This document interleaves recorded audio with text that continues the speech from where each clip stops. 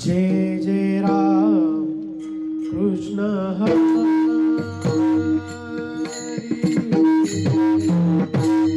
जय राम हरि जय जय राम कृष्ण हरि जय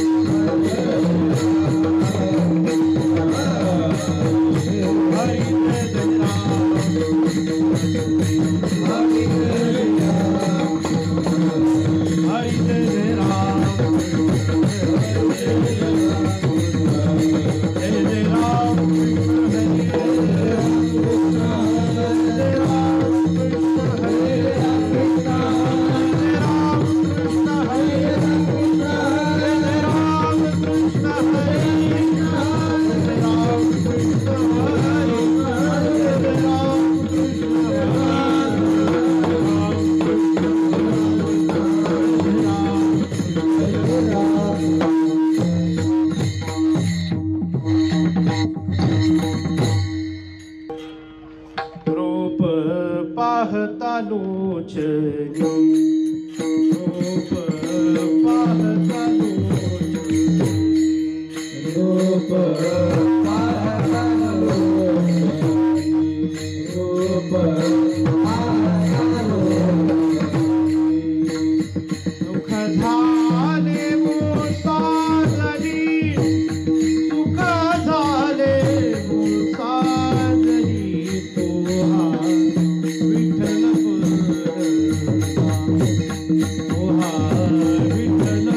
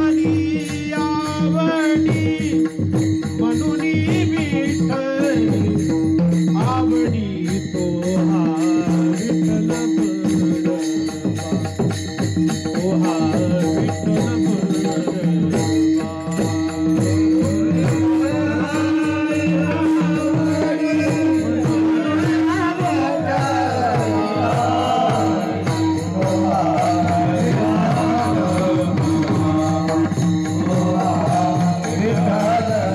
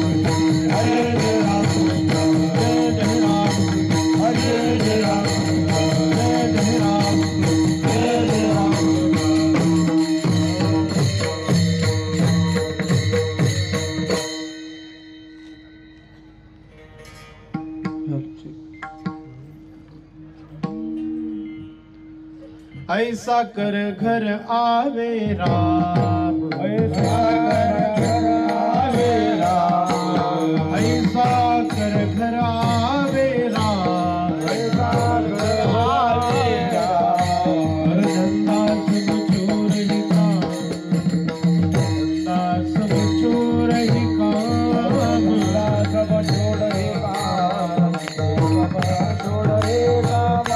और धंधा सब चोर ही काम, सब चोर ही काम। इतने गोते काहे खाता, गोते काहे खाता, इतने गोते काहे खाए, गोते काहे खाए। जब तू अपना भूलन होता, जब तू अपना भूलन होता, अपना भूलन होता, जब तू अपना भूलन होता, जब तू अपना भूलन होता। अंतर्यामी जानत साच, अंतर्यामी जानत साच, अंतर्यामी जानत साच, अंतर्यामी जानत साच। मन में एक ऊपर वाचा, मन में एक ऊपर वाचा, ऊपर वाचा, मन का एक ऊपर वाचा, मन का ऊपर वाचा, एक ऊपर वाचा। इतने गोते काहे खाए, इतने गोते काहे खाए, इतने गोते काहे खाए, इतने गोते काहे खाए। जब तू अपना भूलन होता, जब तू अपना भूलन होता, जब तू अपना भूलन होता, जब तू अपना भूलन होता, जब तू अपना भूलन होता। का प्रभु देश विदेश, प्रभु देश विदेश, का प्रभु देश विदेश, प्रभु देश विदेश। हरिया खाली नहीं लेश, खाली नहीं लेश,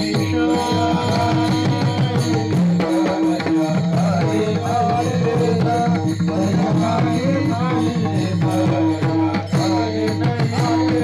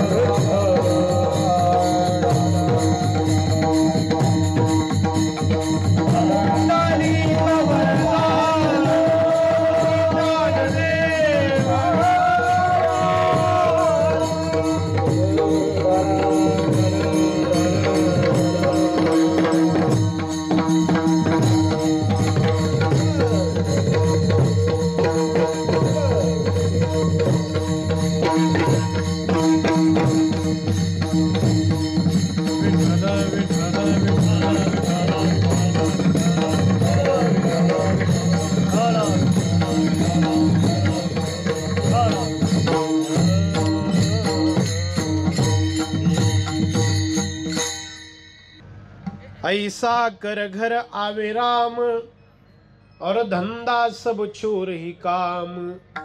इतने गोते काहे खाता, जब तू अपना भूलन होता। अंतर्यामी जानत साचा, मन में एक ऊपर वाचा। इतने गोते काहे खाता, जब तू अपना भूलन होता। तुका प्रभु देश विदेश, तुका प्रभु देश विदेश, भरिया खाली नहीं लेश। इतने गोते काहे खाता, जब तू अपना भूलन होता। नमो विश्वरूपा विष्णुमाय बापा, नमो विश्वरूपा विष्णुमाय बापा, अमुपा पांडुरंग, अपारा रूपा पांडुरंग, अपारा रूपा पांडुरंग। कृपाळू उदार माझा ज्ञानेश्वर, तया नमस्कार वारंवार। न पाहे याती कुळाचा विचार, भक्त करुणाकर ज्ञानाबाई। जया पूजिले आदरे पांडुरंगे, विमानस्थ केले प्रयाण प्रसंगे। तनु मानवी दिव्य रूपीच केली, न त्यागिती दिव्य लोकासी नेली। तुकाराम तुकाराम नाम घेता कापेयम, धन्य तुकोबा समर्थ जेने केला हा पुरुषार्थ। मनोजवं मारुत तुल्य वेगम, जितेंद्रियं बुद्धिमतां वरिष्ठं। वातात्मजं वानरयुथ मुख्यं, श्रीरामदूतं शरणं प्रपद्ये। निवृत्तीनाथांचे चरण, निवृत्तीनाथांचे चरण, निवृत्तीनाथांचे चरण, निवृत्तीनाथांचे चरण।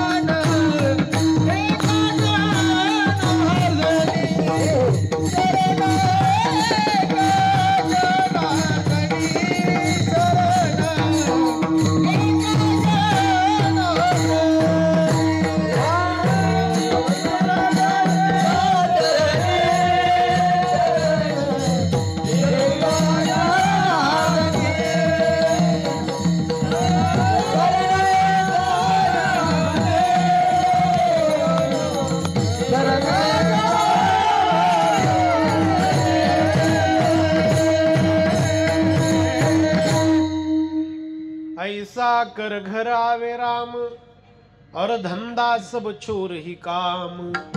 इतने गोते काहे खाता, जब तू अपना भूलन होता। वैराग्य शिरोमणी देहूचे सुप्रसिद्ध संत, वारकरी भक्ती मंदिराचा कळस, ज्यांनी आपलं 42 वर्षांचं आयुष्य तुमच्या माझ्यासाठी, अखिल मनुष्य जातीसाठी चंदनासारखं झिजवलं, ते तुकाराम महाराज यांच्या अभंग गाथेतील हिंदी भाषेतील एक गोड अभंग, अखिल मनुष्य जातीला काही सांगणारा, काही शिकवण देणारा, काही उपदेश करणारा अभंग आजच्या या कीर्तनरूपी सेवेसाठी मी निवडलाय। प्रस्तुत अभंगातून तुकाराम महाराज आपल्याला असं सांगतायत की माणसा, असा वाग, असं कर्म कर की तुझ्या कर्माने प्रसन्न होऊन साक्षात राम तुझ्या घरी आले पाहिजे। ऐसा कर घर आवे राम, हा घरी यावा तो घरी यावा। महाराज म्हणतात हे उद्योग तू सोडून दे, और धंदा सब चोर ही काम। महाराज पुढे असं म्हणतात की तू कुणाला घरी आणू शकत होतास, तू काय करू शकत होतास हे तू विसरून गेलास, म्हणून तू दुःखात आहे। इतने गोते काहे खाता, जब तू अपना भूलन होता। ज्याला देव घरी यावा वाटतो त्याच्यासाठी पहिलं सूत्र महाराजांनी 3ऱ्या चरणात सांगितलंय, अंतर्यामी जानत साचा। जे वाणीत आहे तेच मनात असू द्यावं, जे मनात आहे तेच ओठात असू द्यावं, राम घरी येईल। रामाला सगळं ठाऊक आहे। अंतर्यामी जानत साचा, मन में क उपरवाचा। आणि दुसरं सूत्र महाराज सांगतात की आपण प्रत्येक काम करताना त्याचा साक्षी राम आहे ही भावना ठेवावी. सगळीकडे राम आहे हे सत्य जाणून घ्यावं, कारण रामाशिवाय देश विदेश कुठलाच अणू रेणू कणमात्र रिकामा नाही. तुका प्रभू देश विदेश भरिया खाली नाही लेश. राम सगळीकडे हे जाणून जर जीवन व्यापक बनवलं, विशाल बनवलं तर राम घरी येईल. अशी जगण्याची 2 सूत्र, रामाला देवाला घरी आणण्याची 2 सूत्र तुकाराम महाराजांनी या अभंगात आपल्याला सांगितलेली आहेत. चिंतन करण्यापूर्वी परिवर्तन सामाजिक विकास संस्था आणि समस्त बानगे गावकरी ग्रामस्थ या दोहीच्या संयुक्त विद्यमाने आयोजित असलेला हा भव्य आणि दिव्य कीर्तन महोत्सव आपण सर्व पुरुष बांधव माता भगिनी या सप्ताहाला तन मन धनाने सहकार्य करणारे आपण सर्व, ही सेवा ज्यांच्या माध्यमातून माझ्याकडे आली आहे, आदरणीय हरिभक्तीपरायण माझे जीवलग मित्र, ज्यांची लेखणी आणि वाणी दोन्ही ताकदीची आहे, दमदार आहे. महाराष्ट्र त्याचा सध्या त्यांच्या लेखणीचा आणि वाणीचा अनुभव घेतोय. असं एक विद्वान व्यक्तिमत्व श्री सचिन महाराज पवार यांच्या संपर्कातून ही सेवा माझ्याकडे आलेली आहे. सगळी टाळकरी मंडळी उपस्थित आहे, फडकरी मंडळी, ही माझी बालभागवत मित्रमंडळी. आज ज्यांचं फार गोड प्रवचन झालं, अभ्यासू प्रवचन, आदरणीय हरिभक्तीपरायण श्री भागवत महाराज साळुंखे हेही आज उपस्थित आहेत. मृदुंगाचार्य, चोपदार, विणेकरी, परिसरामध्ये धर्माचं संप्रदायाचं काम पाहणारी धर्मप्रचारक आपण सर्व मंडळी, सचिनजींचा सगळा मित्रपरिवार, सामाजिक गुरुकुल सगळा परिवार, आपल्या सगळ्यांना निर्धारित वेळेत हरिचरणी 1 तासभरामध्ये ही सेवा देवाचरणी, महालक्ष्मी मातेच्या चरणी, बाळूमामांच्या चरणी समर्पित करायची. विठ्ठला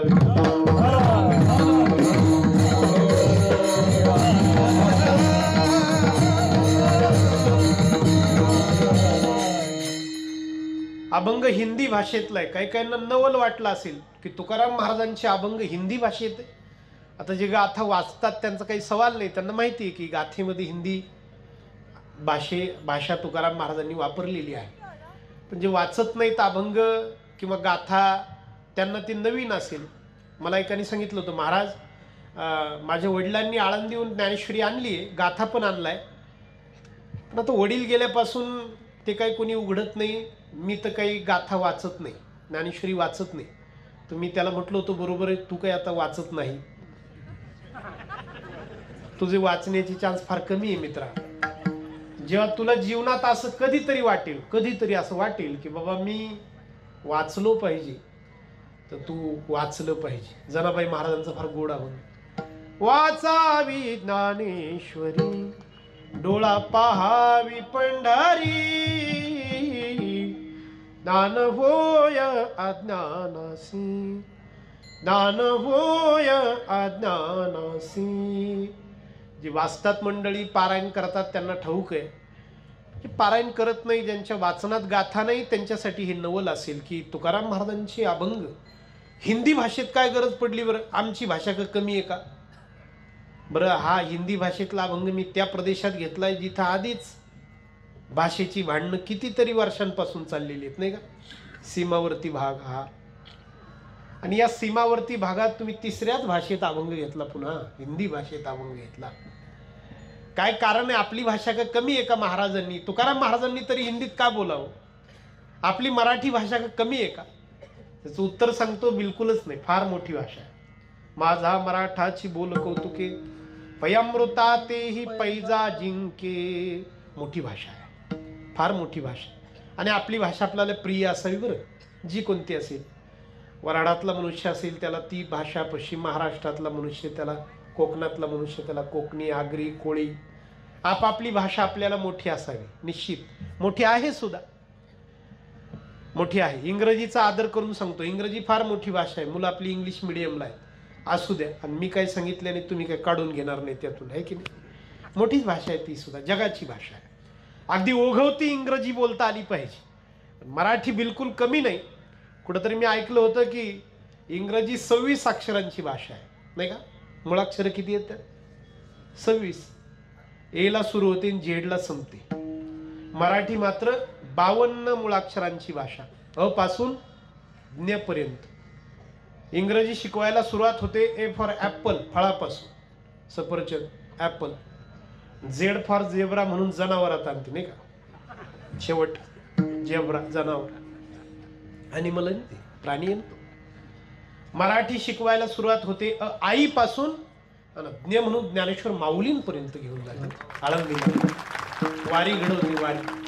हे मराठीची नगरी ब्रह्मविद्येचा सुकाळू करी.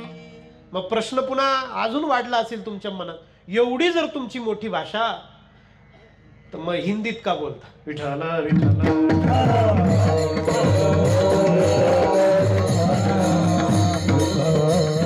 त्याचं उत्तर सांगतो मायबाप मी तुम्हाला, आणि एका वाक्यात सांगतो. आपल्याला मिळालेला पांडुरंगाचा प्रसाद, भक्तीचा प्रसाद, पांडुरंगाच्या प्रेमाचा प्रसाद अखिल विश्वाला वाटावा, जगाला वाटावा. पण सगळ्या जगाला मराठी कळू शकत नाही, म्हणून साधू संत त्यांच्या भाषेत बोलतात. आपल्याला जे मिळालंय ते वाटावं असं वाटलं पाहिजे. माझे एक मित्र आहेत जगन्नाथ महाराज पाटील, मुंबईचे, तुमच्या कौलगीला मागच्या वर्षी आले होते. त्यांचं एक वाक्य की आपल्याला जर काही मिळालं चांगलं तर वाटावं असं वाटलं पाहिजे, नाही का? काही मिळालं तर वाटावं असं वाटलं पाहिजे. काहींना देव खूप देतो तरी पण त्यांना वाटावं असं बिलकुलच वाटत नाही, काहीच वाटत नाही अजिबात. तर त्यांना की वाटावं बाबा, वाटावं असं वाटलं पाहिजे. सेवितो हारस वाटितो अनेका, सेवितो हारस वाटितो अनेका, सेवितो हारस वाटितो अनेका, अनेका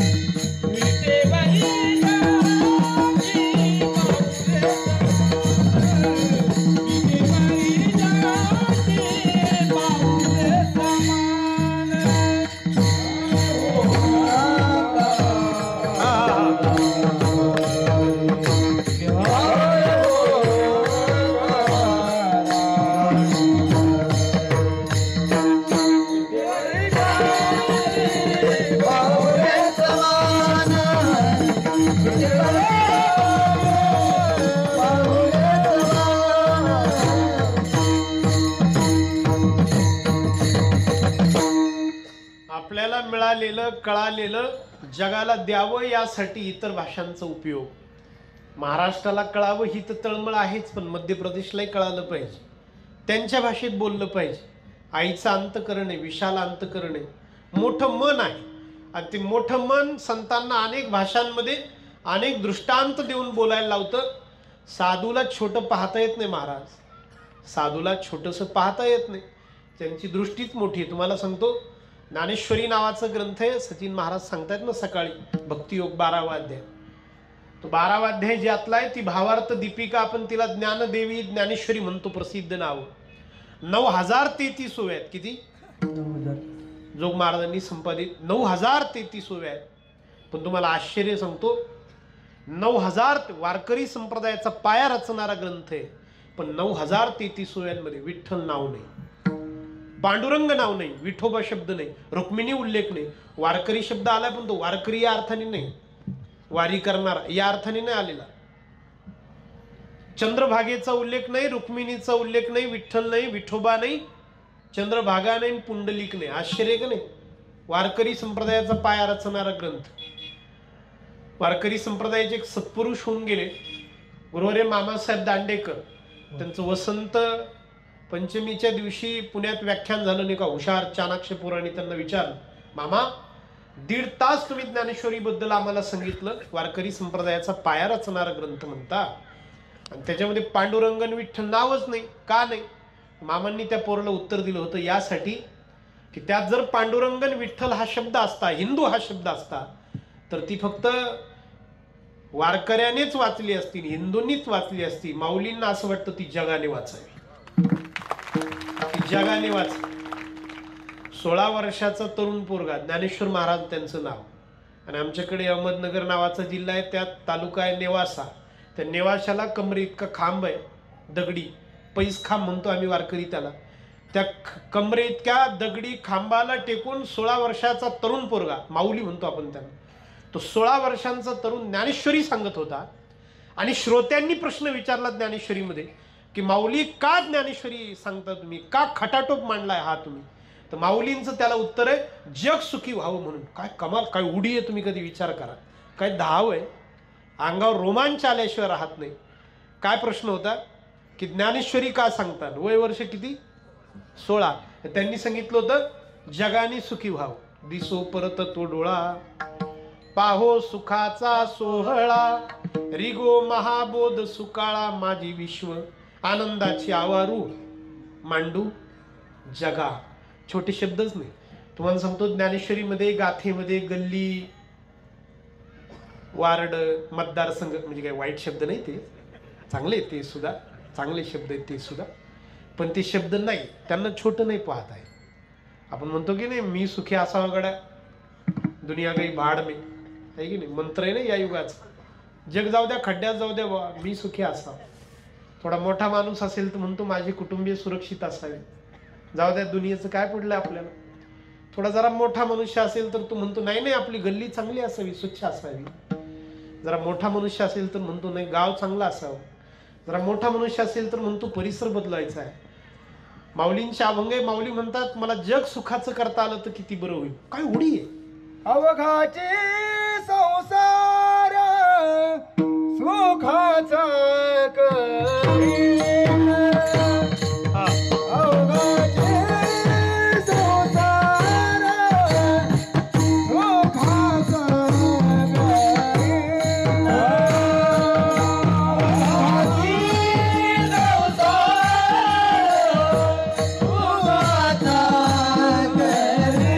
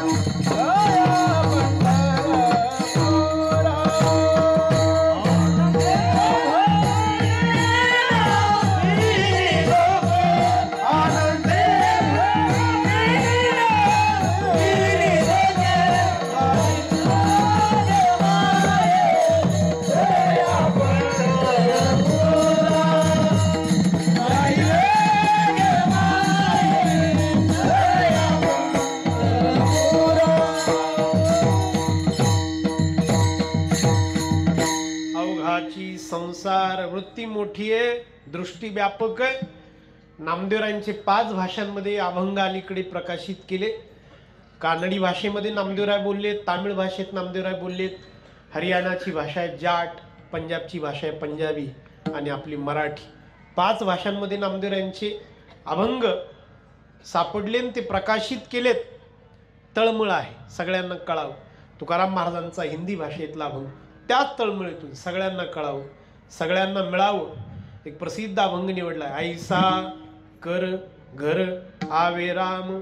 मनुष्य हा कर्माचा पुतळा आहे. माणसाच्या 5वीला कर्म पुजलंय असं म्हणा ना, केल्याशिवाय मनुष्य जगू शकत नाही. काही माणसं म्हणतात मी काहीच करत नाही. माऊलींनी फार खिल्ली उडवली अशा माणसांची. नाही कश्चित क्षणमपि जातो तिष्ठते कर्मकृत कार्यते ह्यवशक कर्म सर्व प्रकृती जैर्गुणैहि. भगवान म्हटले एकही क्षण मनुष्य देहात आलेला जीव, एकही क्षण जीव काय कुठलाही प्राणी कर्माशिवाय राहू शकत नाही.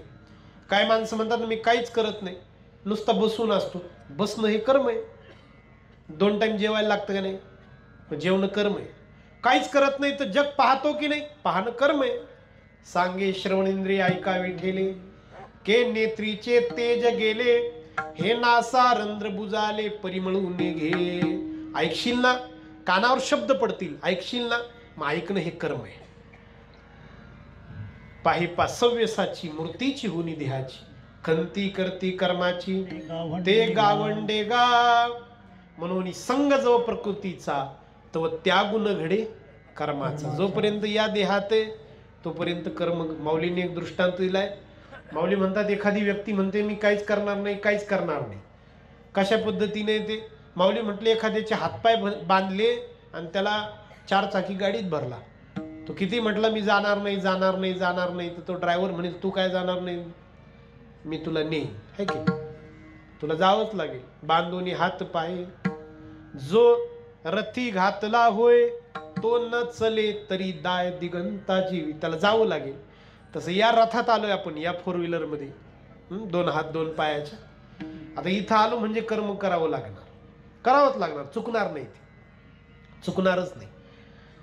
तुकाराम महाराजांनी गोड सिद्धांत दिला या अभंगातून. बरं ऐका, महाराज म्हणतात जर करावंच लागेल, कर्म चुकणारच नाही, ती जर तुला कंपल्सरी आहे तर मग असं कर ना. जर करावंच लागेल तर असं कर की तुझ्या कर्माने प्रसन्न होऊन साक्षात राजा राम तुझ्या घरी आले पाहिजे. अभंगाच्या पहिल्या चरणात ऐसा कर घर आवे राम, ऐसा कर घर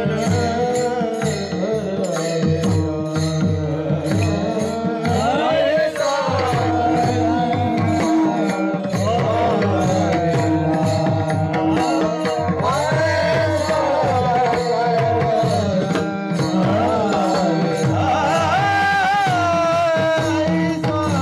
कर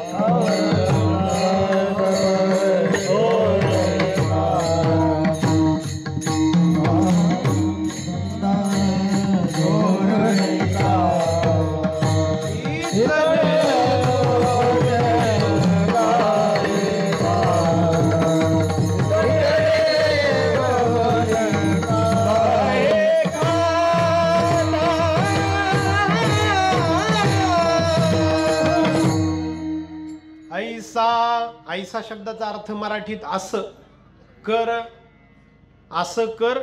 साधू संतांनी कर्म करायला कधीच नाही विरोध केला बरं, फक्त काय कर आणि काय करू नको या बाबतीत मात्र त्यांनी निवाडा दिलाय. आम्ही सांगतो ते कर, शास्त्र विहित कर, पुढे सुख देईल असं कर. माऊलींची कोय माऊली म्हणतात, 2 जण प्रवासाला निघाले, 1 किलो वजन सोबत घ्यावं असा नियम होता त्या प्रवासाचा, त्या रस्त्याचा. एकाने 1 किलो दगड मोजून घेतला, दुसऱ्याने माऊलींना विचारलं, ज्ञानेश्वर महाराजांना, संतांना.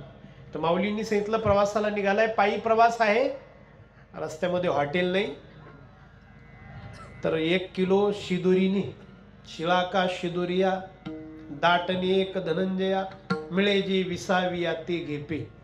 कर्माला विरोध नाही साधू संतांचा, पण काय कर आणि काय करू नको या बाबतीत मात्र ते विवेक कर. सांगू तुम्हाला, उलट साधू संत म्हणतात की आळशी माणसाचा प्रपंच नाही धड, तर आळशी माणसाचा परमार्थ कसा धड असेल. साधू संतांनी कर्माला नाही विरोध केला बरं कधीच. स्वतःला हुशार म्हणवणारी, विद्वान म्हणवणारी काही माणसं साहित्यिक महाराष्ट्रातले किंवा भारतातले सरळ साधू संतांवर आरोप करतात, ठपका ठेवतात. साधू संतांनी समाज आळशी बनवला, साधू संतांनी समाज दैववादी बनवला, साधू संतांनी नशीबवादी समाज बनवला. त्यांना जर विचारलं की बाबा प्रमाण कोणतं आहे, तर त्यांच्याकडे एकच प्रमाण आहे, ठेविले अनंती तैसेची राह. अरे पण शेकडो प्रमाण आहेत, ज्या प्रमाणांमध्ये तुकाराम महाराज म्हणतात तुला काम करावं लागेल.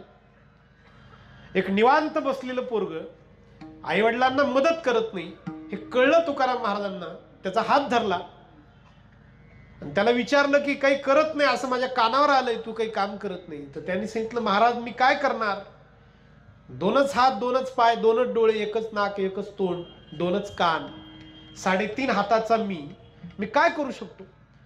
महाराजांनी त्याला एक दृश्य दाखवलंय अभंगातून बरं, त्या तरुण पोराला, त्याच नाही सगळ्या आळशी लोकांना, आपल्याला, तुम्हाला, मला, सगळ्यांना एक दृश्य दाखवलंय.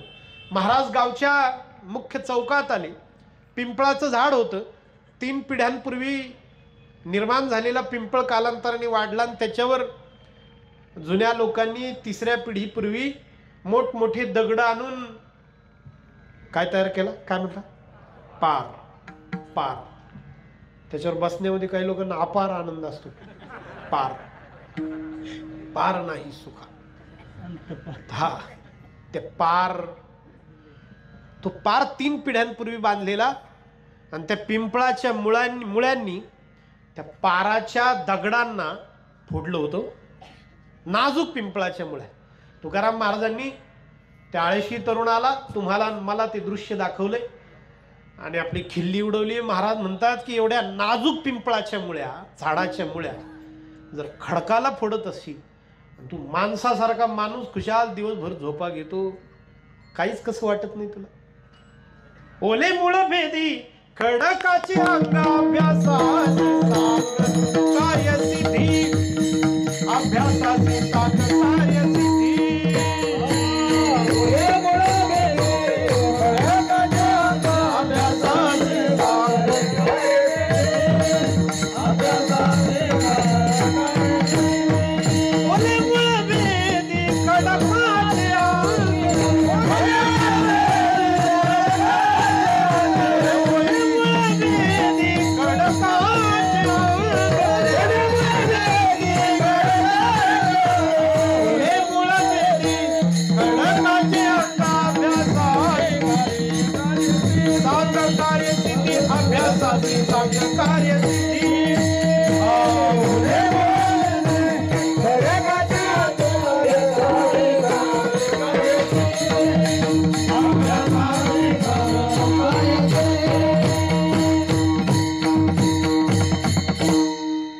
हजार वेळा माणसांनी विचार केला पाहिजे, संतांनी समाज आळशी बनवला हे सांगताना. सगळ्यात जास्त शास्त्रज्ञ ज्या महाराष्ट्राने दिले, तो महाराष्ट्र आळशी कस काय हा? मी तुम्हाला एक साधा प्रश्न विचारतो, मला उत्तर द्या. तुकाराम महाराजांनी जर महाराष्ट्रीयन समाज आळशी बनवला असता, तर तुकाराम महाराजांचा सगळ्यात पटशिष्य इथला छत्रपती शिवाजी महाराज शिष्य आळशी नसता झाला का? गुरुने समाज आळशी बनवला असतात. शिष्यावर काही छाया नसती पडली का? ते यदुनाथ सरकारांचं वाक्य आहे, ते म्हटले की छत्रपती शिवाजी महाराज जेवढे सिंहासनावर बसले त्यापेक्षा दुप्पट तिप्पट तरी घोड्यावर बसले. छत्रपती शिवाजी महाराज जेवढे सावलीत राहिले त्यापेक्षा जास्त उन्हात राहिले. आणि छत्रपती शिवाजी महाराज स्वतःच्या परिवारांमुळे बायको पोरं यामध्ये जेवढे राहिले त्यापेक्षा सैनिकांमध्ये जास्त राहिले.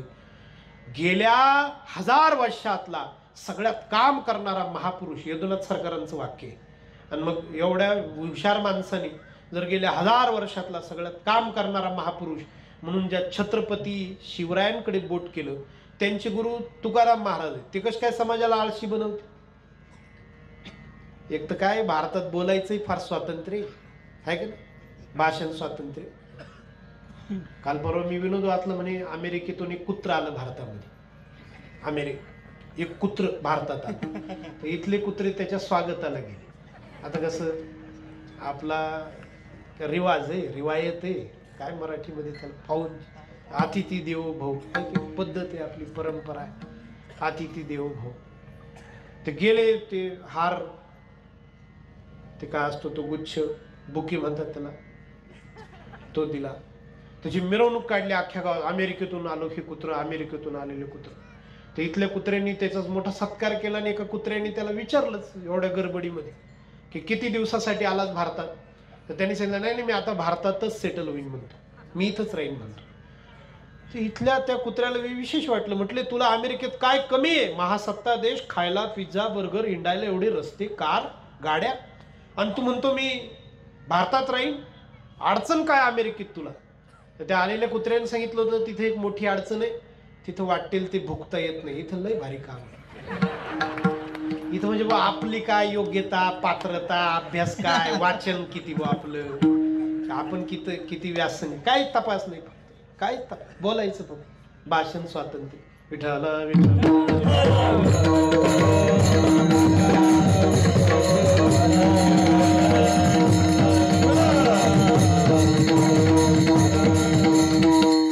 सांगतो तुम्हाला मी, ऐका बरं. हे तर मी छत्रपती शिवाजी महाराज तुम्हाला फार आताच सांगतो तुम्हाला, मागच्या शतकातलं 1990च्या आसपासचा काळ होता. आणि भारताला संगणकाची गरज होती. संगणक फक्त अमेरिका नावाच्या देशाकडे होता. भारताला संगणकाची गरज होती, कॉम्प्युटरची, आणि फक्त अमेरिकेकडे होता तो. अमेरिका संगणक जगात विकायचं, तर भारताने अमेरिकेकडे 10 संगणक मागितले. 90चा काळ बरं, 1990. अमेरिकेचं आणि पाकिस्तानचं चांगलं होतं तेव्हा. आपण रशियाच्या गटाला होतो तेव्हा, त्या काळात रशियाचा. रशिया चांगला देश तेव्हा, श्रीमंत देश. आपण रशियाकडून तोफगोळे विमानं घ्यायचो, लढाऊ विमानं घ्यायचो, प्रशिक्षण आपले पायलट तिथं घ्यायचे. तर अमेरिकेला वाटलं की आपण जर भारताला संगणक दिले तर आपला मित्र आहे पाकिस्तान, तो नाराज होईल. पाकिस्तान अमेरिकेचा सगळ्यात मोठा गिराईक देश, शस्त्रास्त्र घेणारा. तर आपण जर भारताला दिलं तर गिराईक नाराज होईल, पाकिस्तान नाराज होईल. आता काय करायचं? पाकिस्तानला खुश करायचं. मग अमेरिकेने भारताला प्रतिउत्तर लिहिलं होतं की देतो संगणक, थोडा वेळ लागेल, पण एक सांगा, तुमच्यासारख्या मागास देशाला संगणकाची काय गरज पडली? मागास देशाला अहो तो प्रश्न नव्हता, सनसनीत थोबाडीत मारली होती. वाईट वाटलं, पंतप्रधान 3 दिवस कार्यालयात नाही आले. महाराष्ट्रामध्ये विदर्भ आहे, विदर्भामध्ये अकोला जिल्हा आहे, तिथे एक स्टेशन आहे मूर्तिजापूर. तिथला इलेक्ट्रिक इंजिनियर पोरगा दिल्लीत राहत होता. नाव होतं विजय, वडिलांचं नाव होतं पांडुरंग, आडनाव होतं भटकर. पांडुरंग महाराज भटकर हे ते विजय नावाच्या इलेक्ट्रिक इंजिनियरचे वडील हे वारकरी संप्रदायाचे कीर्तनकार होते. पांडुरंग महाराज भटकर हे कीर्तनकार. ते पोरगा जेव्हा दिल्लीला निघाला ना नोकरीला, ते मूर्तिजापूर स्टेशनला आली एकच गाडी. रात्री 12 वाजता मुलाला डब्यात बसून देताना ज्ञानेश्वरी हातात दिली होती, ज्ञानेश्वरी, आणि सांगितलं होतं पोरा रोज 5 वेळ वाचत जा. पोरग नम्र होतं, ती ज्ञानेश्वरी घेऊन दिल्लीला गेलं होतं आणि तिथं काम करायचं. हुशार पोरगा, बुद्धिवान पोरगा. त्याला ज्या दिवशी कळालं ना भारताचा फार अपमान झाला, आज अमेरिकेने आपल्याला मागास म्हटलं, त्या दिवशी ते पोरग पंतप्रधानांना भेटलं. नाव होतंच आधीच, प्रसार भारतीत काम करायची ती. रंगीत टीव्ही, रंगीत दृश्य टीव्हीवर हे त्यांनी साकार केलेलं स्वप्न होतं. आणि त्यांना ज्या दिवशी कळालं की भारताचा अपमान झाला ते त्या दिवशी पंतप्रधानांना भेटले आणि पंतप्रधानांनी विचारलं होतं, का भेटायला आलास विजय तू मला? तर यांनी सांगितलं होतं की मला 18 महिने द्या, इतके इतके पैसे द्या, 10 हुशार लोकांची टीम द्या, मी 18 महिन्यात म्हणजे 1.5 वर्षात संगणक बनवीन आपला स्वतःचा. त्यांच्याकडे नाही मागायचं, त्यांच्याकडे नाही. 11 कोटीचा देश होता अमेरिका, आपण 100 कोटीचे होतो तेव्हा भारत. 11 कोटीच्या देशाने 100 कोटीच्या देशाला किरकोळ म्हणावं, मागासलेलं म्हणावं, मला वाईट वाटलं, मी बनवतो. त्या पंतप्रधानांनी सांगितलं दिलं तुला. यांनी 18 महिने नाही लावले, 14 महिन्यात. आणि मायबाप संगणक नाही बनवला, महासंगणक बनवला, सुपर कॉम्प्युटर बनवला. त्याचं नाव 8000 परम. 93 साल 8000 परम त्यांनी बनवलं. जगाकडे कोणाकडे इतका ऍडव्हान्स संगणक नव्हतं. त्यांनी लिहिलंय, त्यांचं एक भाषण मी ऐकलं. ते उद्घाटन ज्या दिवशी होतं ना, त्या दिवशी फीत कापली गेली आणि फीत कापली तर पंतप्रधानांनी हार घेतला आणि ते त्या विजय नावाच्या सायंटिस्टच्या सत्काराला गेले. फुलांचा हार आपला. तर त्या विजय सरांनी, त्या सायंटिस्टने, त्या शास्त्रज्ञाने तो हार घालू दिला नाही, तसाच असाच धरला, गोळा केला, पिशवीत घातला.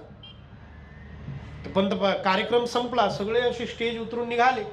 पंतप्रधानांच्या लक्षात होतं, हात धरला त्या हुशार पोराचा, विचारलं होतं, का हो साधा हार फुलांचा घालू दिला नाही आणि घरी चालवला, काय करणार त्या हाराचं घरी जाऊन? त्या शास्त्रज्ञांनी सांगितलं होतं पंतप्रधानांना, घरी जाऊन ज्ञानेश्वरीला घालणार.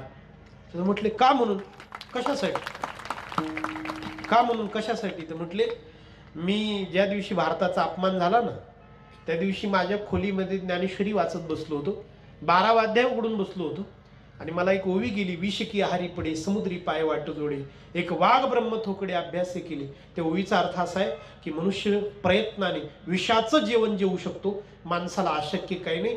आणि त्या ओवीहून प्रेरणा घेऊन मी तुम्हाला भेटलो आणि मी तुम्हाला सांगितलं मी संगणक बनवतो, म्हणून हा हार तिला गेला पाहिजे. आहे त्यांचं नाव विजय आहेत, ते आहेत, तुम्ही भेटा त्यांना नक्की, नक्की भेटा तुम्ही त्यांना, त्यांचं दर्शन घ्या, नक्की त्यांच्या पुढे वाका तुम्ही. त्यांची फार सुंदर पुस्तकं आहेत. त्यांचं एक पुस्तक आहे ज्ञानेश्वरीतील विज्ञान दृष्टी, फार वाचण्यासारखं चांगलं आहे. त्यांच्या चरित्रात त्यांनी असं लिहिलंय, सांगितलंय, काही दिवसांनी अमेरिकेतली 2 माणसं इथली एकमेकाच्या दूतावासात कायम एकमेकाच्या देशातली माणसं राहतात. अमेरिकेच्या राष्ट्राध्यक्षाचा निरोप आला होता की ते कोण बुद्धिवान पोरग आहे, ते आपल्याला पाहिजे, ते बुद्धिवान पोरग आपल्याला पाहिजे, किती पॅकेज द्या, किती मोठा बंगला मान्य करा. छोट्याशा दिल्लीतल्या नोएडा नावाच्या छोट्याशा गुडगाव नोएडाच्या मध्ये असणाऱ्या छोट्याशा खोलीमध्ये ती राहत होती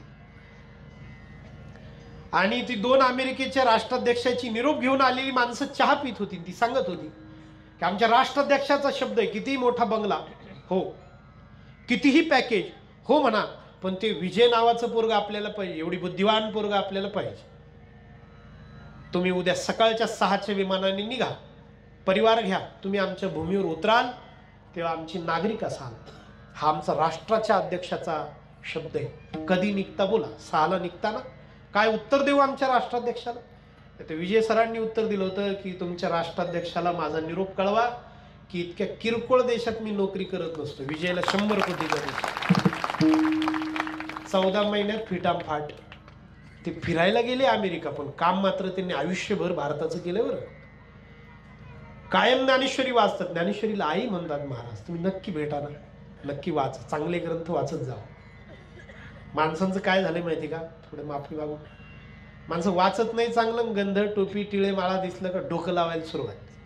जास्तीत जास्त वाचन म्हणजे व्हॉट्सॲप, थोडा शिकलेला असेल फेसबुक, एकदम हायर एज्युकेशन म्हणजे इंस्टा, पलीकडे वाचन नाही त्याचं.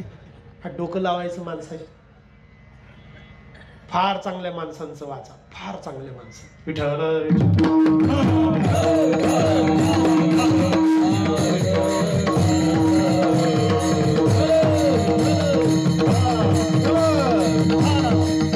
तुकाराम महाराजांचा गाथा आहे जो माणसाला प्रयत्न सांगतो. प्रयत्न असाध्य ते साध्य करीता सायास, तुकारे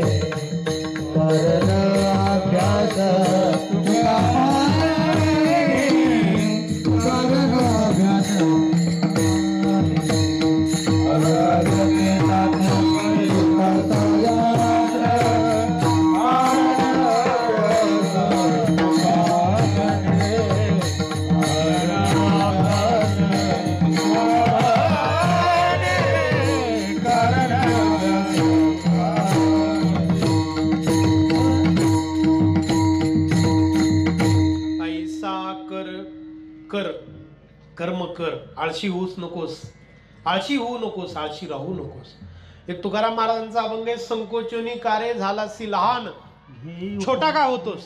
ऐका बरं, छोटा का होतोस तर किती मोठा हो. तर तुकाराम महाराज म्हणतात, घेई आपोषण ब्रह्मांडांचे. मला तर असं वाटतं की जे मोटिवेशनल लेक्चरर आहेत माझ्या सहित तराजूच्या एका पारड्यात भरा, जगातले सगळे युट्यूब उघडल्यावर सुरूच असतात ना ते तुम्ही एका तराजूच्या पारड्यात भरा आणि एका तराजूच्या पारड्यामध्ये तुकाराम महाराजांची फक्त ही ओळ ठेवा, संकोचोनी कार्य झालासी लहान, घे आपोषण ब्रह्मांडांची.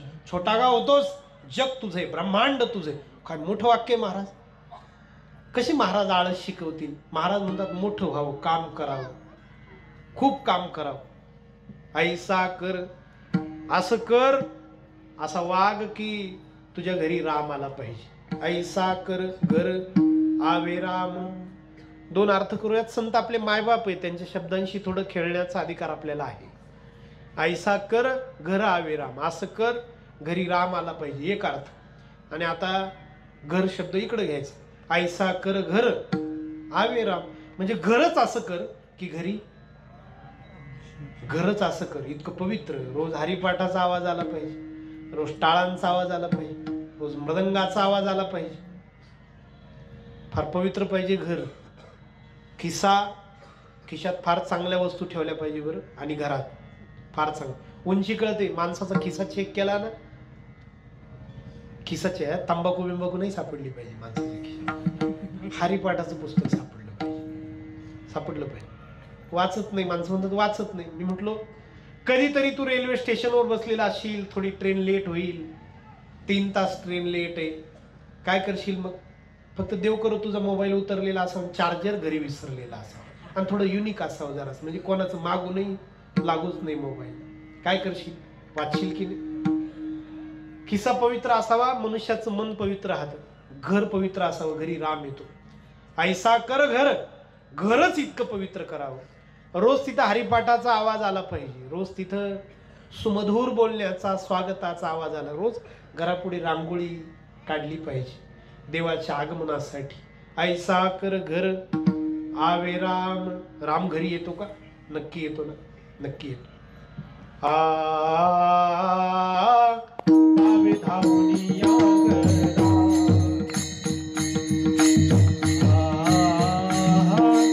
आवे धावून या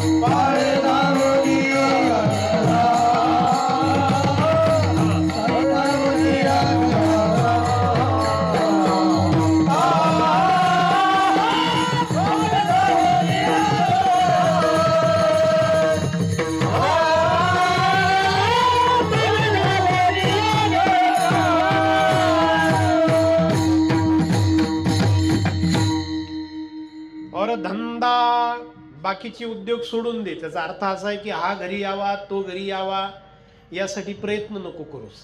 म्हणजे बाकीचे आले तर हाकलून द्यावे असे नाही, त्यांच्यात राम पाहावा एक अर्थ. किंवा राम घरी येण्यासाठीच प्रयत्न कर. राम घरी येण्यासाठीच. बाकीचे नातेवाईक असतात, मोठी माणसं असतात, श्रीमंत माणसं, नेते. आम्ही फिरतो आता, लक्षात येते एक गोष्ट, घरोघरी नेत्याचा आणि त्या घर मालकाचा फोटो असतो, पक्के फोटो लावलेले असतात. माझं हुशार आहे, स्टेजवर कुठं कार्यक्रम असला की मित्राकडे मोबाईल देतात, मी जाईल साहेबांशी बोलल, तू हा जातो कानात काहीतरी बोलतो, मित्र फोटो काढतो. मग तो फोटो तो फ्रेम करून आणतो, खाली लिहितो सुद्धा की साहेबांशी महत्वाच्या प्रश्नावर चर्चा करताना मी. साहेबांच्या कानात जाऊन त्याने एवढंच म्हटलेलं आता, साहेब कोंबडीची व्यवस्था मळ्यात बाकी काय दुसरं काय ते स्टेजवर काय व्यवस्था होणार आहे महाराज, काय चर्चा होणार आहे. त्यांचा काही विरोध नाही आपला काही राजकारणावर, पण माझं इतकंच म्हणणं आहे की ते येतच असतात, त्यांच्यासाठी प्रयत्न करू नये. श्रीमंत, नातेवाईक, बाकी मंडळी, देहसंबंधाने येणारी नातेवाईक मंडळी येतच असतात, प्रयत्न करू नये. प्रयत्न फक्त राम घरी यावा यासाठी करावे. और धंदा सब चोरही काम. महाराज म्हणतात, तू कोणाला बोलवू शकत होतास घरी हे तू विसरलास, म्हणून तू आता दुःखात आहे. मी तुला आठवण देतो अभंगाचं दुसरं चरण. इतने गोते गाये गाता, इतने गोते गाये गाता, इतने गोते गाये गाता, गोते गाये गाता,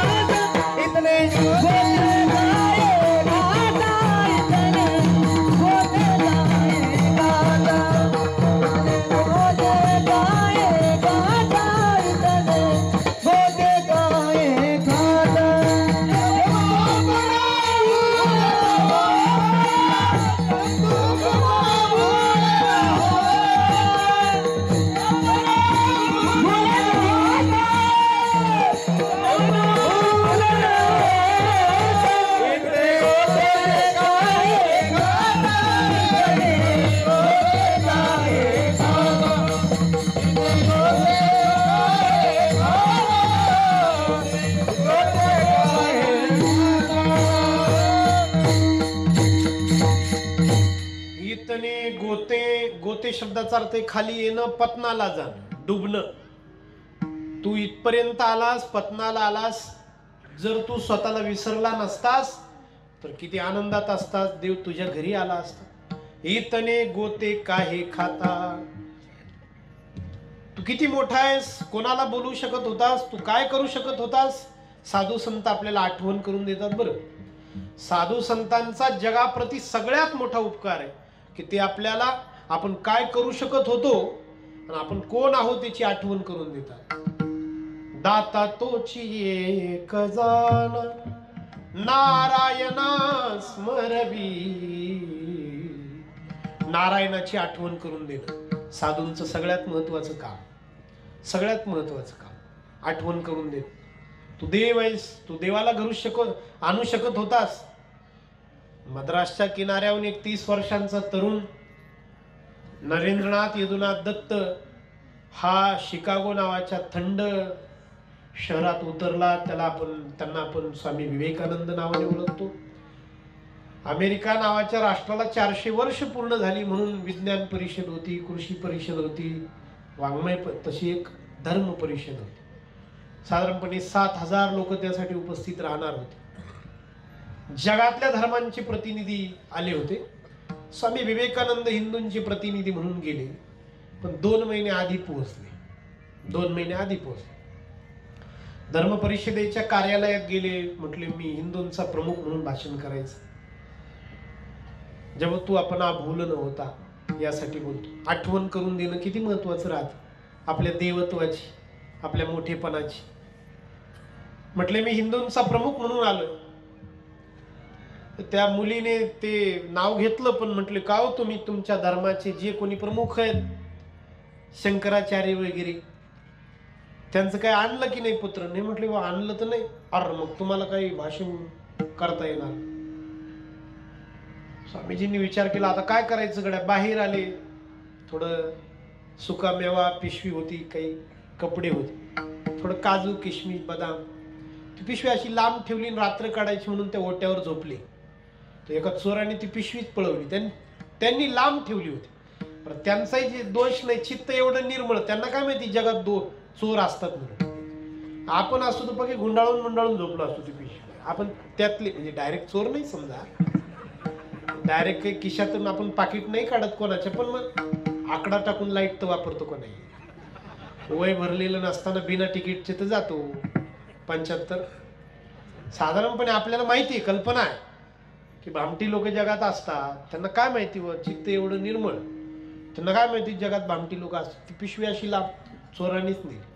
अंगावरचे कपडे तेवढे उरले. सकाळी आंघोळ केली आणि ध्यान लावलं. तिथल्या हॉवर्ड नावाच्या जगप्रसिद्ध विश्वविद्यालयामध्ये फ्रेंच आणि तत्वज्ञान शिकवणाऱ्या प्राध्यापकाची पत्नी, फ्रेंच भाषा आणि तत्वज्ञान शिकवणाऱ्या लेक्चररची प्राध्यापकाची पत्नी फिरायला निघाली होती.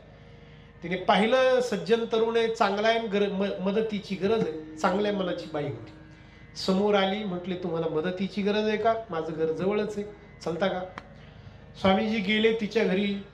तिचा पती म्हणजे हॉवर्ड नावाच्या जगप्रसिद्ध विश्वविद्यालयामध्ये फ्रेंच भाषा आणि तत्वज्ञान शिकवणारा प्राध्यापक आणि स्वामी विवेकानंद एका पंक्तीला जेवायला बसले. ती वाढत होती आणि स्वामीजींनी जेव्हा बोलायला सुरुवात केली तेव्हा त्याच्या लक्षात आलं की आज आपल्या पंक्तीला माणूस सामान्य नाही. माणूस कधी कळतो? मानस जाणीजे, मानस जाणीजे बोले माऊलींची ओवी. कपड्याहून माणूस म्हणजे कपडे चांगले असावे माणसाचे, ते काय उगी दळिंद्री घालून नाही माणसाने.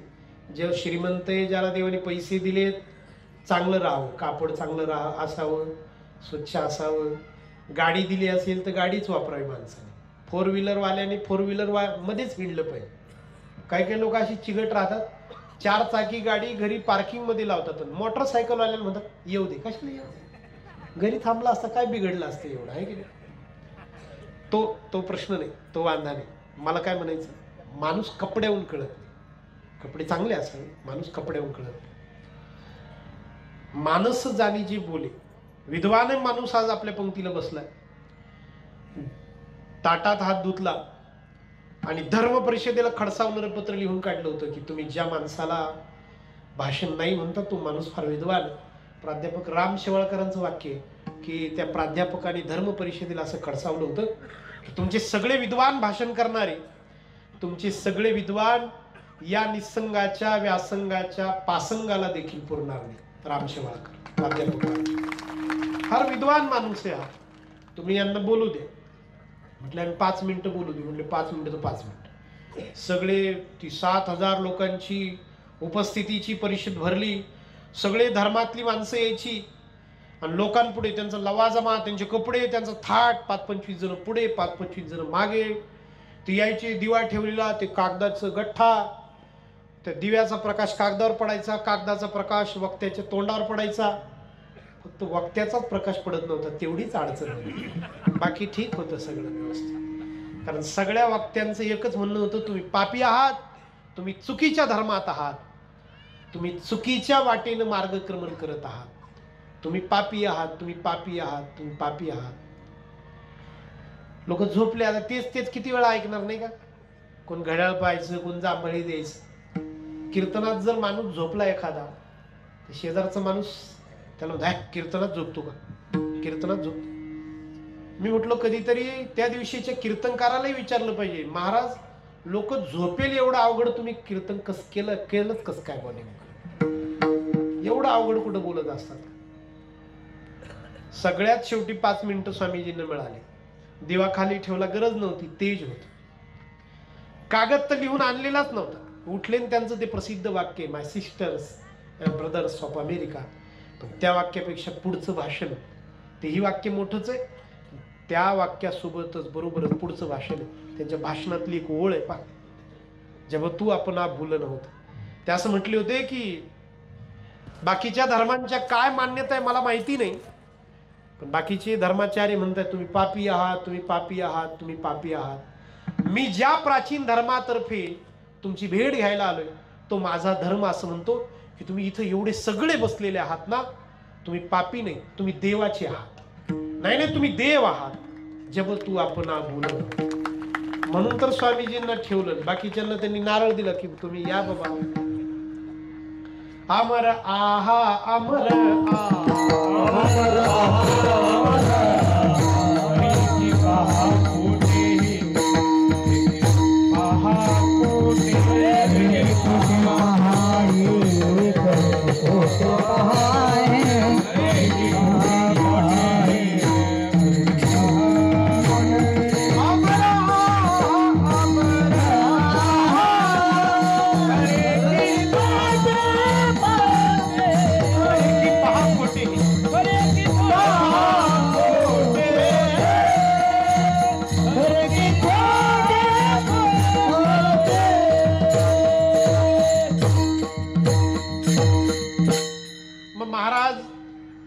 आम्हाला राम घरी आणायचं आहे, काही सूत्र सांगा ना.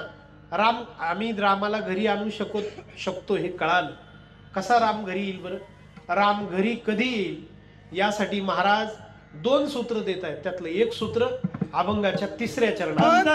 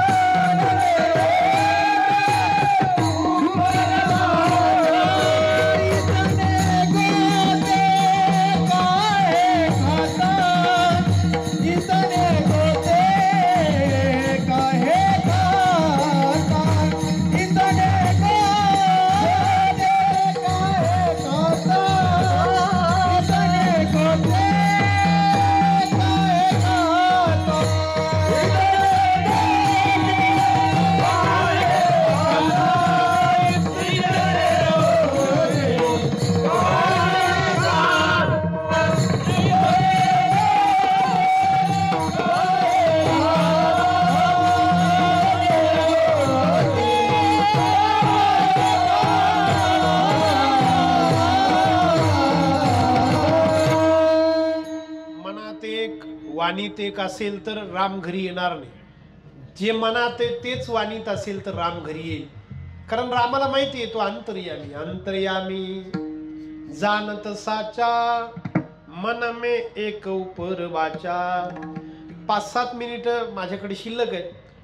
राम ज्यांच्या घरी आला त्या रामायणातल्या एका रघु नावाच्या राजाचं चरित्र थोडक्यात सांगू आपण. थांबू बरोबर 9ला. अंतर्यामी जानत साचा मन में एक. राम ज्याला घरी यावा वाटतो त्याने कसं वागलं पाहिजे? वाल्मिकी रामायण म्हणतं राम ज्यांच्या पहिल्यांदा मुलगा म्हणून घरी आला ते दशरथ महाराज कसे होते? त्यांनी आपल्या पदाचा इतका सुयोग्य वापर केला, इतका चांगला वापर केला की स्वप्नात सुद्धा त्यांनी प्रजेमध्ये भेदाभेद केला नाही. माऊलींनी दृष्टांत दिला पाण्याचा. माऊली म्हणतात पाणी निघालं की पलीकडचा खड्डा भरायचा आणि अलीकडचा ठेवायचा. पाण्याला नामंजूर खालारा धावे पाणी निम्न भरली या उनी पाणी ढळोची नेणे तैसा श्रांता तोषुनी जाय सामोर्य. अलीकडचा खड्डा ठेवायचा आणि डायरेक्ट पुढचं धरण भरायचं. पाण्याला कधी जमलंय? नाही जमलं. तो पुढचा खड्डा कितीही नातेवाईक असला तरी अलीकडचा खड्डा पाणी आधी भरतं आणि पुढचा दिशा ठरवावी एकदा. पण मग दिशेला निघालं की सगळे खड्डे भरत निघावे. तसं दशरथ महाराजांनी स्वप्नामध्ये सुद्धा वशिलेबाजी पदाचा दुरुपयोग कधीच केला नाही. म्हणून दशरथ महाराजांच्या घरी मुलगा म्हणून राम आला. ऐसा कर घर आवे राम. त्यांचे आजोबा होते रामप्रभूंचे, अज नाव होतं त्यांचं. वाल्मिकी रामायण असं म्हटलं, वाल्मिकी महर्षी असं म्हटले की त्यांनी स्वप्नात सुद्धा, त्या अज महाराजांनी स्वप्नात सुद्धा खोटं बोलण्याचा संकल्प सुद्धा केला नाही. काय भाषा आहे बरं, म्हणजे खोटं बोलले नाही असं नाही, खोटं बोलण्याचा संकल्प सुद्धा केला नाही. म्हणजे आपण खोटं बोलू असं त्यांनी बोलले तर नाही, ठरवलं सुद्धा नाही. सत्याची म्हणजे खरेपणाची इतकी जपणूक करणाऱ्याच्या घरी राम येत असतो. ऐसा कर घर आवे राम. एक राजा होऊन गेला त्या कुळामध्ये, रघु नावाचा राजा. दर काही ठरलेल्या वर्षांनी यज्ञ करायचा, सगळं देऊन टाकायचं, सगळं. विश्वजित नावाचा यज्ञ करायचा, सगळं द्यायचं. वैयक्तिक संपत्ती सगळी द्यायच्या, राज्याची संपत्ती भरपूर, पण वैयक्तिक पर्सनल प्रॉपर्टी सगळी दान करायचं. झोपडीत राहायला यायचं. यज्ञ केला, झोपडीत राहायला आला. नाव काय सांगितलं मी? रघु नावाचा राजा. रघु रामप्रभूंचा पूर्वज. सगळं दिलं, झोपडीत राहायला आला. त्याच वेळी अयोध्येच्या बाहेर 12 वर्ष आपल्या गुरुजींकडून विविध विद्या अर्जन करून पोरं घरी निघाली. उद्या निरोप समारंभाचा दिवस, गुरुपूजनाचा दिवस, गुरूंना दक्षिणा देऊन कृतज्ञता व्यक्त करण्याचा दिवस, की उद्या निघायचं बाबा.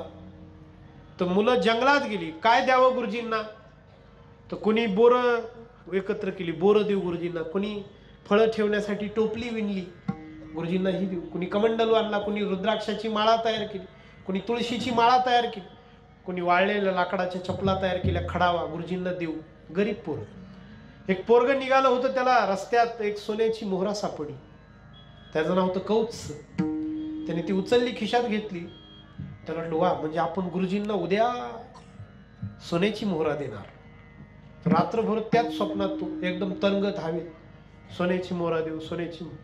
बाकीच्या मुलांनी आपापल्या वस्तू ठेवल्या, नमस्कार केला. गुरुजी 12 वर्ष शिकलो, या आश्रमातलं खाल्लं मी, आणि पुढे जायची पोर. हे पोरग आलं, हाताची अशी घडी घालली, पाया पडलं नाही, काय नाही, काय नाही. आणि गुरुजींनाच विचारायला, गुरुजी काय पाहिजे बोला, काय मिळालं नाही तुम्हाला आतापर्यंत? गुरुजींना वाटलं कालपर्यंत एवढा चांगला होता. डोळे झाकले आणि लक्षात आलं की याच्या खिशातली सोन्याची मोहरा याला चांगलं वागू देत नाही वाटतं. होती एकच, ते असंच राहतं. जसं थोडं राहतं ना, त्याच्या उड्यालाही मोठाल्या राहतं. थोडं.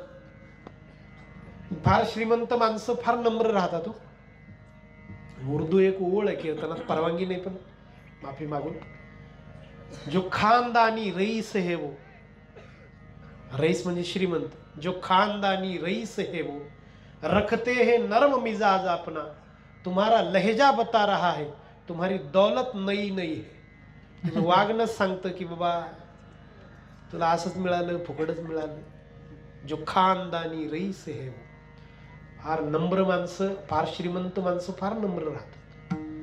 तर भिगवणला कीर्तनाला गेलो मी, दादा भिगवणला कीर्तनाला गेलो मी. भीमेच्या काठी 150 एकर जमीन त्यांची, 4 भाऊ, 150 एकर जमीन भीमेच्या काठी. दौंड तालुका आहे का, दौंड तालुका. असं ज्यांच्या घरात मुक्कामाला थांबलो ना, सकाळी पूजेला बसलो, देवाला गंध लावायला, तर 4 समय होते देव्हाऱ्यात, 1.5 फूट उंचीच्या. अशा 1.5 उचलून पाहिल्या तर भरीव, आणि सोन्याचा रंग लावलेला, सोनेरी, गोल्डन. तर माझं गुरुकुल आहे, म्हणजे पोरं रविवारी येतात, मी त्यांना गीता शिकवतो, काही चाली शिकवतो, वारकरी कुटिया केलेल्या हरिभजन भक्ती. म्हटलं माऊलींपुढे आपण अशा समय आणू गड्या. माऊलींची मूर्ती ज्ञानेश्वर महाराजांची, तर त्यांच्या मोठ्या भावाचं नाव प्रदीप भाऊ. तर म्हटलं प्रदीप भाऊ फार चांगल्या समयात भरीव आहेत, एकदम सोन्याचे दिसतात, कुठे मिळतात अशा? सोन्याचे दिसतात. तर त्यांनी सांगितलं महाराज सोन्यासारख्या नाही, त्या सोन्याच्याच आहेत, आतून पण सोन्याचे. मग मी काही विचारलं नाही कुठे मिळतात, मग मला माहिती होतं, मग मला सोन्याचा भावही माहिती काय क्विंटल आहे वगैरे वगैरे. अजून काही मी गेलो नाही घ्यायला, पण जाण्याचा विचार आहे समजा देवानी. काय मोठी माणसं आहेत जगामध्ये, नम्र फार, 4 भावंड सारखे हात जोडून, सारखे हात जोडून, जो खानदानी रईस है. फार थोडं राहतं त्याच्या उड्यालाही मोठं, फार थोडं राहतं. काल शिर्डीहून बसलो मी, पुढे एक स्कॉर्पिओ गाडी होती, स्कॉर्पिओ, आणि मागे काचीवर लिहिलं होतं भाऊंशी वाकडं, नदीवर लाकडं. म्हणलं काय डेंजर माणूस, काय खतरनाक माणूस असेल नाही, काय वस्तू बसलेली असेल आतमध्ये. कल्पना, फक्त कल्पना करायची, आपण बेट बीट नाही घ्यायची. कुठून गेलं कडे? हा, ती एकच सोन्याची मोहर, एकच सोन्याची. गुरुजी काय पाहिजे? गुरुजींना वाटलं, डोळे झाकले, पाहिलं की खिशात सोन्याची मोहर आहे. काय पाहिजे गुरुजी, बोला ना पटकन. म्हटले मला 13 कोटी सोन्याचे मोहरा दे. चक्कर येऊनच पडला, ऐकलंच नव्हतं कधी एकत्र शब्द. 13 कोटी सोन्याचे मोहर. आता काय करायचं? राजाची मदत घेतली पाहिजे. गेला, रघु नावाचा राजा कुठे? म्हटले तो काय झोपडीत बसून पत्नीने मातीच्या भांड्यात भाताची पेज दिली, ती पितोय. म्हटले राजा 0 बजेटला, आपल्याला काय देणार आहे? परतला. राजाने त्याच्याकडे पाहिलं. रघुवंशम नावाचं नाटक आहे कालिदासाचं, नक्की वाचा, मराठीत अर्थच मिळतं, रघुवंशम. राजाने आवाज दिला, हे कौत्स, ओळखलं मी तुला, तुझ्या गुरुकुलात मी मागच्या वर्षी आलो होतो. मागच्या वर्षी हरिणी व्याल्या होत्या, पाडसं बरी आहेत का रे? बैस, काय पाहिजे तुझं, कसं स्वागत करू? तू ब्रह्मचारी, मी गृहस्थी, मी तुझी पूजा करायला पाहिजे, तुला काय पाहिजे? ते कौत्साने सांगितलं नाही पाहिजे होतं, पण मग आता तुम्ही देऊ शकणार नाही. नाही बोल काय पाहिजे? म्हटले मला ना 13 कोटी सोन्याच्या मोहरा पाहिजे होत्या. होत्या नाही, हव्या म्हण, वर्तमान काळ. म्हटले ठीक आहे, हव्या आहेत, उद्या येऊन घेऊन जा. म्हटले ठीक आहे महाराज. नमस्कार केला राजाला, निघून गेला. पत्नी जवळ आली, पत्नीने खांद्यावर हात ठेवला. कुठून आणणार तुम्ही? शब्द दिला. हा, 13 कोटी सोन्याच्या मोहरा, आपण झोपडीत आहे, भाताची पेज पितोय, कुठून देणार? ती एका राजाची मुलगी होती. तिने सांगितलं माझ्या सासरवाडीला, म्हणजे तुमच्या सासरवाडीला, माझ्या माहेरला निरोप पाठवू का? आता अडचणच आहे, आपण यज्ञ केलाय, काहीच नाही, तर माझ्या बापाला निरोप पाठवू का तुमच्या सासऱ्याला? सध्याचं रघु काय म्हटलं असतं, ते तर पाठवच, पण ते टीव्ही फुटलाय ते थोडं 5000 असं थोडंसं, ते टीव्ही पण बंद आहे, बातम्या पण ऐकलाय नाही. तर रघु नावाच्या राजाने पत्नीला सांगितलं होतं, शास्त्र असं म्हणतं की तू आपल्या लग्नाच्या दिवशी तुझ्या पित्याच्या इच्छेनं, मी न मागता, वरदक्षिणा म्हणून जे काही लग्नातून आणलं ते लग्नाच्या दिवशी मी स्वीकारायचं. तू त्यानंतर, लग्न झाल्यानंतर, जेव्हा जेव्हा तुझ्या माहेरी जाशील, नंतर लग्नानंतर तू परत येताना तू फक्त आणि फक्त शिदोरी आणायची, म्हणजे खाण्यापिण्याच्या वस्तू आणायच्या. त्याशिवाय जर तू काही आणशील तर ते पाप आणशील आणि ते मला आजारपण घेऊन भोगावं लागेल. याला हिंदू संस्कृती म्हणतात. बरं, माणसं बोलतात कारण माणसाचं व्यासंगच कमी आहे. परत तिथंच येतो मी, वाचनच नाही महाराज, वाचनच नाही, सगळं ज्ञान उष्ण ज्ञान, कॉपी पेस्ट, कॉपी फॉरवर्ड, वाचन नाही माणसाचं. तू आपल्या लग्नाच्या दिवशी तुझ्या पित्याने मी न मागता जे वरदक्षिणा म्हणून दिलं तेच घ्यायचं. त्यानंतर तू खाण्यापिण्याच्या वस्तू सोडून काहीच आणायचं नाही. मग आता कुठून तुम्ही आणणार? तर रघु नावाच्या राजाने इंद्राला पत्र लिहिलं, मी आक्रमण करतोय, वैयक्तिक महत्वाकांक्षा नाही, 13 कोटी सोन्याचे मोहरा उद्या द्यायच्या शब्द गेलाय. त्या रघु नावाच्या राजाच्या शब्दाच्या भीतीने इंद्राने पाऊस पाडला. अयोध्येच्या भोवती मोजून पाडला नाही, खूप पाडल्या. दिवस होता विजयादशमीचा, दसऱ्याचा. कौत्साने 13 कोटी उचलून नेल्या, बाकीच्या गाठोड्यात बांधल्या राजाने, शमीच्या झाडावर ठेवल्या, आपट्याच्या, काय म्हणतात आपटाच ना, त्या झाडावर ठेवल्या आणि गावात दौंडी पिटवली. ज्याला गरज आहे त्याने सोनं लुटा. लोकांनी लुटलं म्हणून आता आपण ती पानं एकमेकाला सोनं म्हणून, बँक काही गहाण घेत नाही, पण त्या दिवशी चालतं ते. त्या दिवशी त्याला तितकं मूल्य आहे. त्या रघुने दिलेला शब्द खरा केला महाराज, दिलेला शब्द खरा केला. जे मनात आहे तेच ओठावर आणलं, जे ओठावर आहे तेच मनात ठेवलं. म्हणून त्या कुळाला राम कुळ नाही म्हटलं जात, त्या कुळाला रघु कुळ नाही, दिलीप कुळ नाही, आज कुळ नाही, भरत कुळ नाही, त्या कुळाला म्हटलं जात रघुकुल रीती सदा चली आई, प्राण जाए बचन न जाई, रघुकुल रीती सदा चली आई, प्राण जाए पर बचन न जाए। सिया राम जय जय राम, सिया राम जय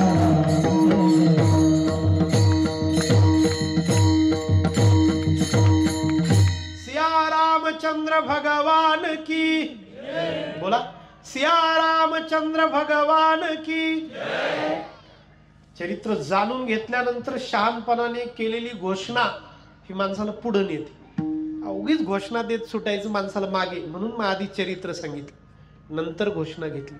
सिया रामचंद्र भगवान की, ऐसा कर घर आवे राम, और धंधा सब चोर ही काम, इतने गोते काहे खाता, जब तू अपना भूलन होता, अंतर्यामी जानत साचा, मन में एक उपरवाचा, तुका प्रभु देश विदेश, भरिया खाली नाही लेश. दुसरं सूत्र, राम सगळ्या देशात आहे, कणात आहे, आणूत आहे, रेणूत आहे, असं मानून, असं समजून उमजून जो वागतो त्याच्या घरी राम येतो. रामाशिवाय देश विदेश खरंच रिकामा नाही. प्रत्येक अनोर आणि यान महत्व महियान, वेद माता म्हणते, श्रुती माता म्हणते, प्रत्येक कणात तो आहे, प्रत्येक ठिकाणी, कामाच्या ठिकाणी तोच आहे, घराच्या ठिकाणी तोच आहे, दाराच्या बाहेर गेल्यावरही तोच आहे. या भावनेने आपण जर वागलो तर राम घरी येईल, राम घरी येईल. ऐसा कर घर आवे राम, और धंदा सब चोर ही काम. झालेली सेवा रामरायाच्या चरणी, माता महालक्ष्मीच्या चरणी, बाळूमामा आदी साधू संतांच्या देवतांच्या चरणी समर्पित करतो. आदरणीय सचिन महाराज यांनी दिलेली ही सेवा. खरं आम्ही एका परिसरातले आहोत, अगदी आमचं गाव 30 किलोमीटरच्या अंतरावर आहे. मला तुमचा हेवा वाटतो आज की माऊलींनी आमच्या परिसरात जन्माला घातलेलं हे रत्न ते तुमच्या पदरात टाकलं, म्हणून तुमचा हेवा वाटतो म्हणा, है की नाही? हेवा वाटतो म्हणा, असूया वाटते म्हणा थोडीशी, की आमच्या परिसरात हे जर रत्न असतं. पण माऊलींची इच्छा आहे ती मान्य केली पाहिजे, आम्ही सुद्धा, है की नाही? आम्ही मान्य केली पाहिजे. माऊलींनी हे दान, एवढं विद्वान व्यक्तिमत्वाचं दान तुमच्या पदरात घातले. भाग्यवान आहात तुम्ही.